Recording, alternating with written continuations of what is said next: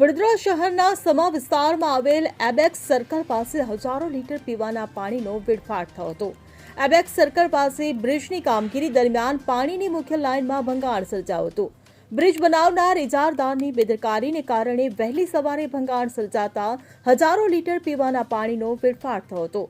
ત્યારે પાલિકા દ્વારા બપોર બાદ ભંગાણ રિપેરિંગની કામગીરી હાથ ધરવામાં આવી હતી। ભંગાણના પગલે સમા વિસ્તારમાં રહેતા નાગરિકોને પીવાના પાણી માટે હાલાકી પડી શકે છે। ત્યારે બેદરકારી દાખવનાર ઇજારદાર સામે પાલિકા કાર્યવાહી કરે તેવી પણ માંગ ઉઠવા પામી છે। Bureau report CN24 news. હવે જુઓ દેશ દુનિયાની તમામ ખબરો તમારી આંગળીના ટેરવે।